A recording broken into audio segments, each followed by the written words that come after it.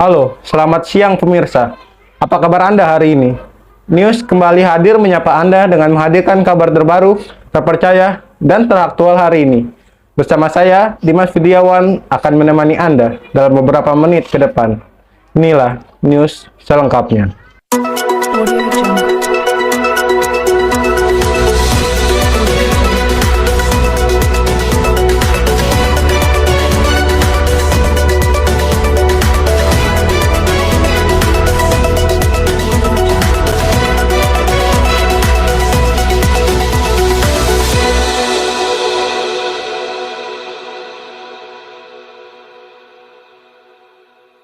Ancaman resesi di negara kaya membayangi banyak negara, termasuk Indonesia. Antisipasi penurunan ekspor dengan memperkuat fondasi ekonomi, inflasi yang tinggi di banyak negara dan diikuti langkah Bank Sentral menaikkan suku bunga acuan membuat perkiraan resesi global akan terjadi pada tahun 2023. Amerika Serikat sebagai negara dengan ekonomi terbesar dunia diprediksi mengalami resesi pada tahun 2023. Dunia dalam bahaya, harga-harga yang meningkat akibat inflasi telah memicu krisis biaya hidup di berbagai negara. Selain itu, ketatnya suku bunga acuan di berbagai negara dan perang yang tak kunjung usai membuat tekanan semakin besar bagi banyak negara. Dana Moneter Internasional atau IMF mencatat, sepertiga ekonomi di dunia juga telah mengalami resesi atau pertumbuhan negatif selama 2 kuartal berturut-turut. IMF memperkirakan ekonomi dunia diproyeksi hanya tumbuh 2,7% dari sebelumnya 2,9%.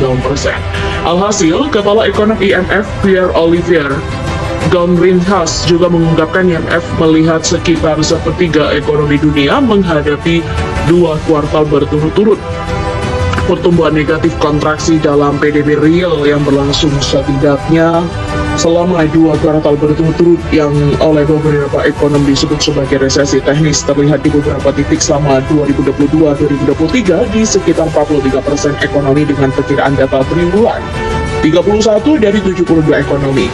Ungkap IMF dalam paparan World Economic Outlook yang dikutip pada Kamis 13 Oktober. Sementara itu, inflasi global diperkirakan melonjak hingga 8,8% pada 2022 dan 6,5% pada 2023.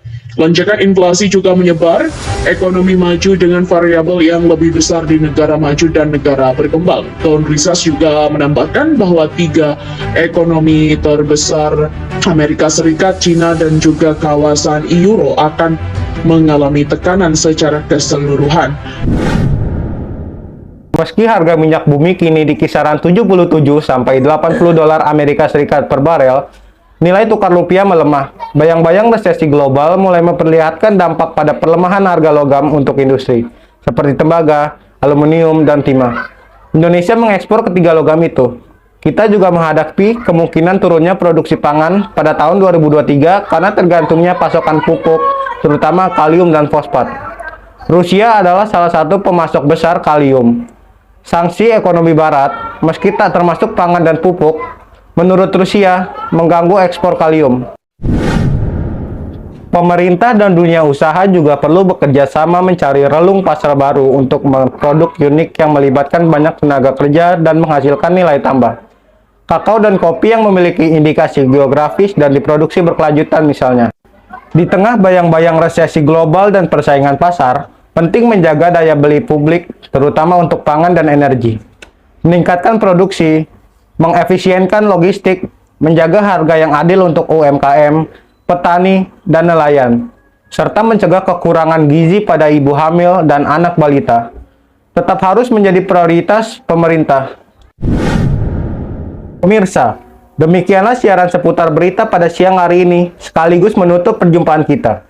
Saya Dimas Widiawan beserta kru yang bertugas mengucapkan terima kasih atas perhatian Anda. Selamat siang dan sampai jumpa kembali.